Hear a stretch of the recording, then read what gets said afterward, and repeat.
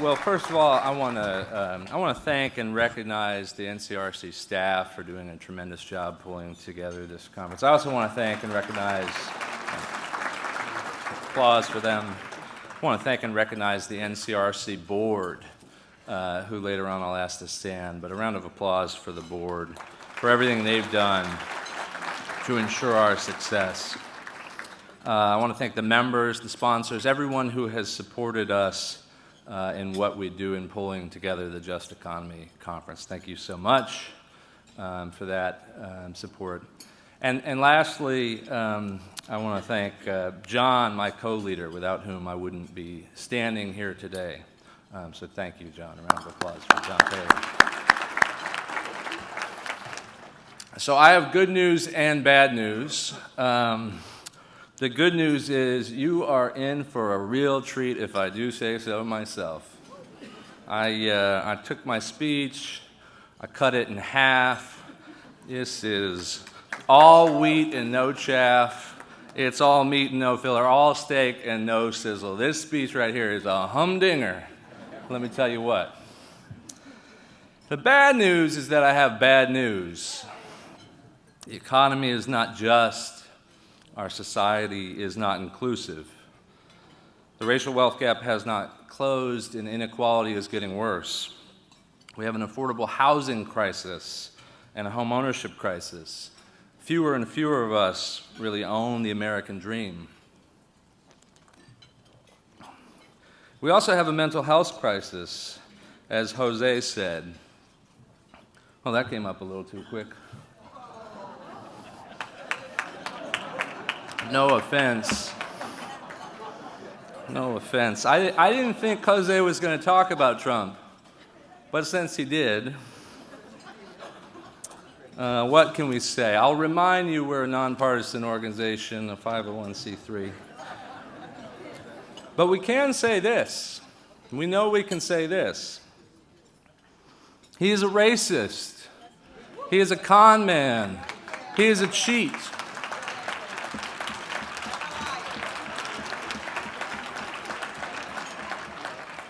Now, some of you get the joke, and for the 2 or 3 Republicans in the room, let me hasten to add that I'm not being partisan there. I'm quoting Michael Cohen, his own attorney. Don't take my word for it. But you know what? We talk too much about Trump. It's not Trump's fault what's going on in this country. Trump is an amplifier, a magnifying glass. Trump is a tool. And I mean that in every sense of the word. He didn't cause the problem, he just made it worse. It's our fault too. It's easy to rail on Trump. It's harder to do the work we need to do to make change. To speak to people who are not like us, of a different class, race, or creed. To organize, to work together, to win. This is hard work. And Trump is teaching us a lesson we consistently forget. This is something we forget. We get in these moments and it's so clear, and then we forget. We forget that hope and change do not come from presidents. I'll say that again. Hope and change do not come from presidents. It's a famous story about that icon of progressive power, Franklin Delano Roosevelt, FDR. In a meeting with the great civil rights leader, A. Philip Randolph, FDR concluded the meeting by saying, "I agree with everything you just said. Now go out and make me do it." We have to remember that some of our most progressive laws were passed by people who were made to do it. Nixon created the Environmental Protection Agency, or for that matter, the Home Mortgage Disclosure Act. Even the Fair Housing Act, CRA, these were laws that were made to happen. They didn't just happen because presidents had ideas about them. They happened because we made them happen. And we forget that. Change comes from people. Change comes when we organize. Change comes when we build movements. Wrong slide. Too much faith in one man and one president leads to disappointment and disaster. I remember friends telling me how disappointed they were in Obama when they lifted a finger every 4 years, and that's about all. Here's our problem. It's hard to come together. We are being driven apart with fear and anxiety. We are not our best selves when we are afraid, when we are anxious. And the creation of that fear and anxiety is intentional. We are driven apart by our own unwillingness to change, by our own bias, our own conceptions of the way the world is. Let me tell a quick story. Last year I told you the story of Emerson. Now we're on the right slide. That's him, my little man, my chosen son. Women, hide your daughters. He woke up, I told you this last year for those of you who were here, but for those who weren't, he woke up the day after Trump was elected, and he asked me if slavery was going to come back. And he asked me if his mother and I would have to separate, if he and his mother might end up in someplace bad. I want to update you on the story. Emerson had a hard year that year. He was acting out. He got labeled the bad kid. He got stigmatized. You see, fear has a powerful impact on children. Anxiety has a powerful impact on a child. Ordinarily a great student, Emerson started to struggle. His mother and I intervened, and with a lot of support from us, from his school community, he recovered. He did better. But he had 2 college-educated parents, middle class, with a lot of privilege to bring to bear. In the process, I found out more about the school district that Emerson is in. Turns out that in the Tacoma Park School District, Tacoma Park is a suburb of Washington, D.C., known for having great schools, some of the best in the state. In the Tacoma Park School District, 55% of kids are not proficient at reading by the time they finish 3rd grade. 55%. And some of you know what that means. This is a wealthy school district. Some of you know what that means. See, you learn to read until the 3rd or 4th grade, but after that, you read to learn. And if you can't read, you can't keep up. If you can't keep up, you don't learn and become a functioning adult in this society. In fact, 2/3 of students who cannot read proficiently by the end of 4th grade will end up in jail or on welfare. 2/3. These kids are destined to fail. Over 70% of American inmates cannot read above a 4th grade level. So how is it in this wealthy school district, a suburb of Washington, D.C., 55% of the kids are not learning to read proficiently? In the process of learning about my own son, I learned that my community had an inclusion problem. We had a justice problem. In my own backyard, liberal, inclusive Tacoma Park, it's known as the People's Republic of Tacoma Park. People pride themselves on their liberalism. The community has a problem of division. Turns out, half of the school district doesn't speak English as a first language. These are the kids getting left behind. They speak Spanish. They speak Amharic at home. They live in a different part of the community. They are not included in the community. School meetings are conducted in English only. School materials are sent home in English, and we wonder why these kids are failing.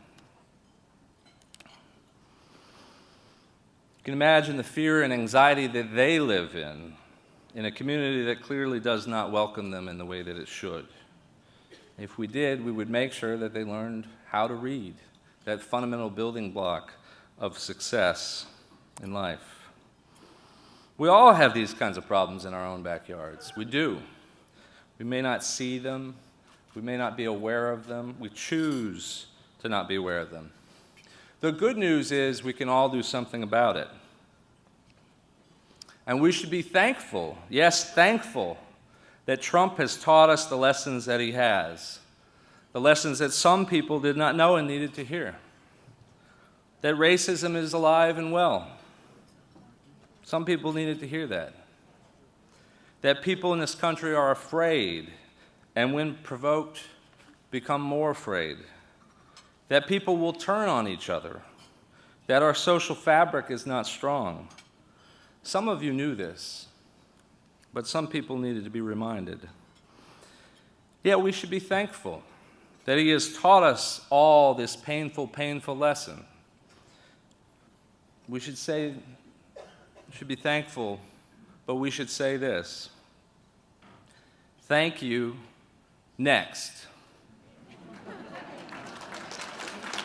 Thank you, next.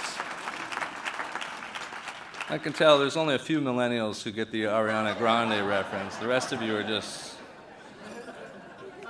playing along. But we must remember that our next president is just a person. They are not our savior. We should be thankful, and we should also remember this. Our presidents do not make us, we make our presidents. Our presidents do not define do not define the American dream. Our presidents do not have power without the power that we give them. Our presidents do not convey dignity and value to a human soul. We do that shit. We do it. That's what we do. And we have to do it for each other. So if you're feeling me, and I know Farad is, where's Farad? Farad said, I'm going to get, yep. I have 3 challenges for movement building in a time of fear-mongering. The first is we have to stop fighting with each other. We are stronger together. We have to be there for each other. Inequality is a form of power. The rich get richer, the poor get poorer. The system is designed to work that way. You heard this? Every system is brilliantly designed to produce the results that it gets. Have you heard this? Every system brilliantly designed to produce the results that it gets. The system is designed to produce these results. Why? Why is it designed to produce these results?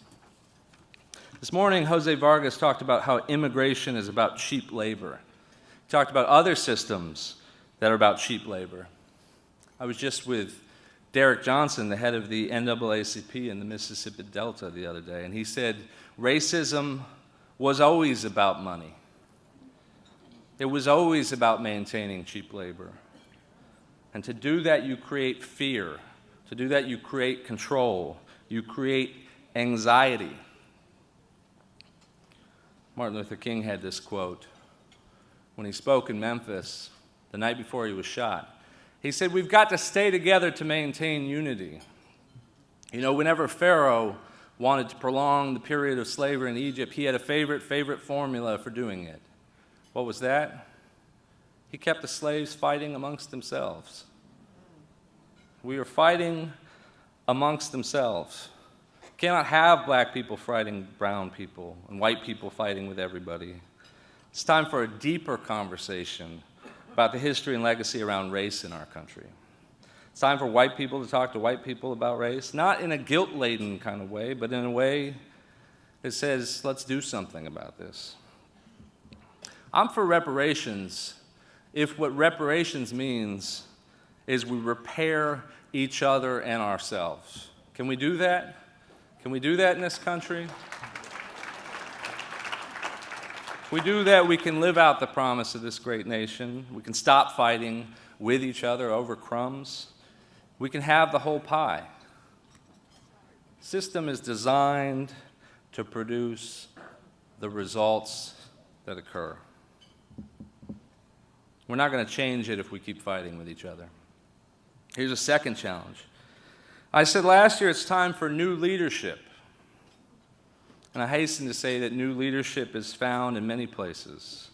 This is not about young people becoming leaders. This is about all of us. Older people can provide new leadership of a different kind. They can invest in young leaders. It's the highest form of leadership, being a servant to other people, to the people around you, setting your ego aside, teaching others what you know, much as John Taylor has done for me.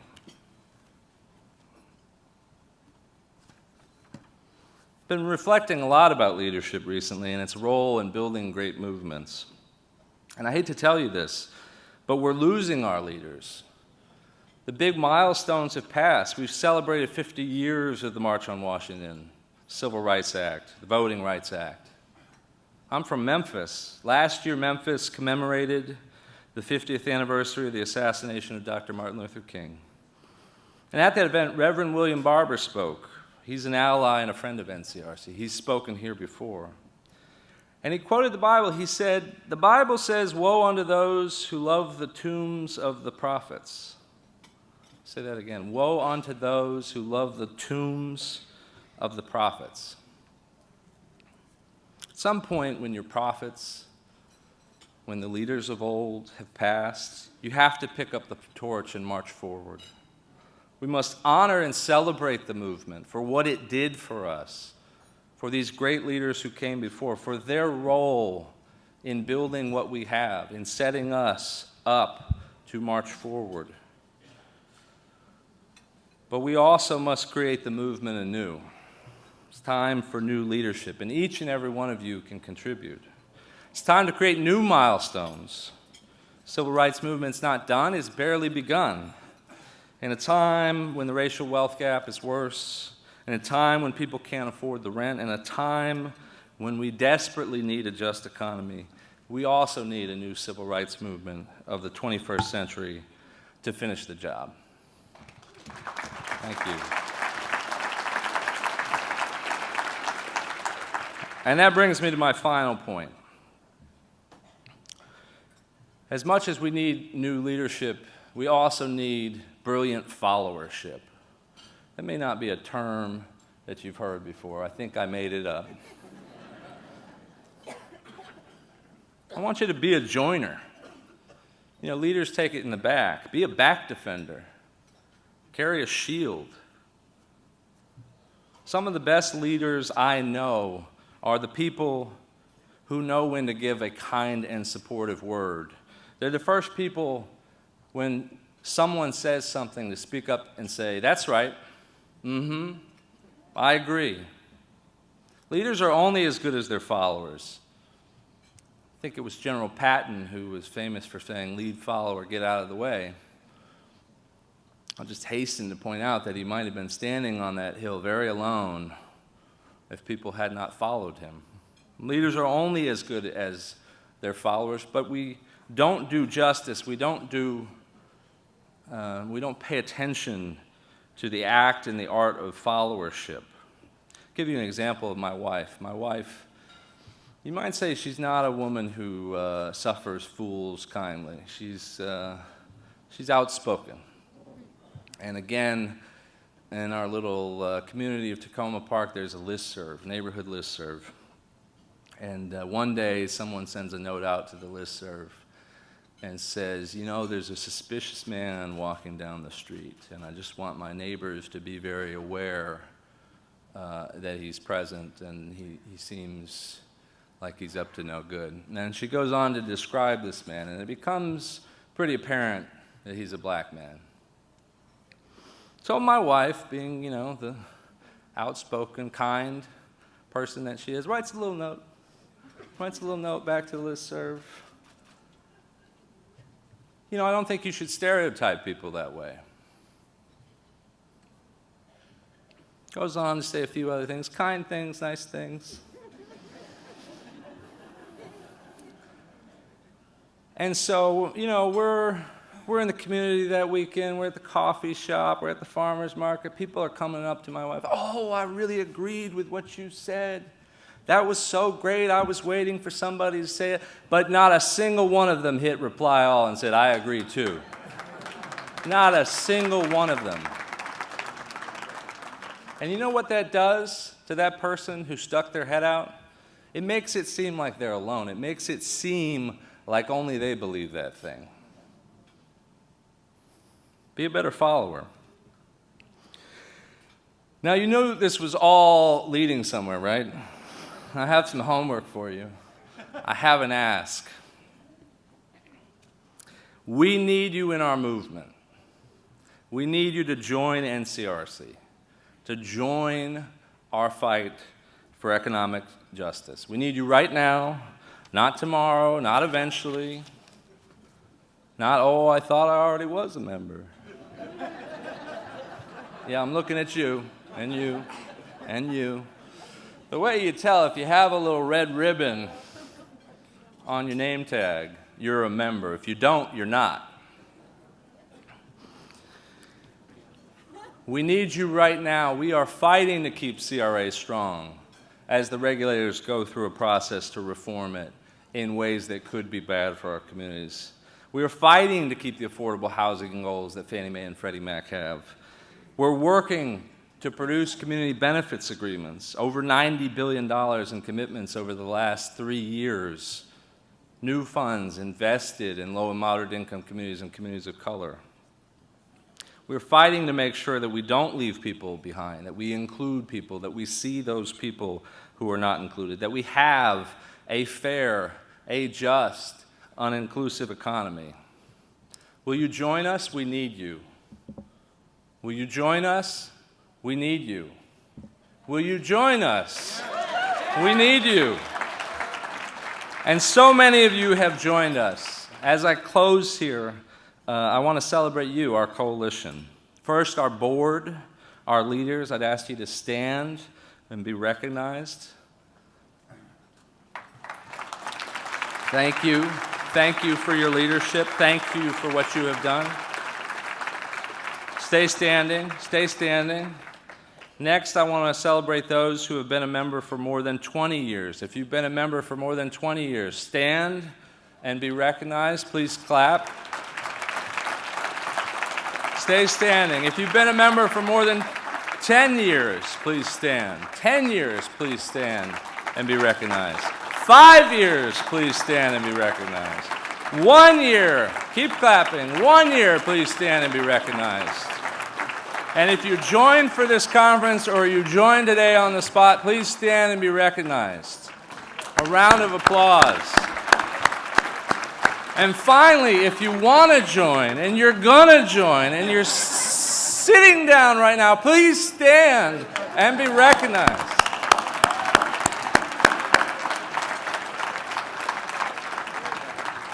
There are many opportunities to join. You can join right now on your mobile phone, ncrc.org. You can join outside at the membership booth. You can talk to any NCRC staff member and join. And we're going to hold you to it because we need you in our movement. We need you as part of the organization. We cannot do it without you, but with you we can win. And that, my friends, is how you trick people into giving you a standing ovation at the end of the speech. Thank you so much for what you do.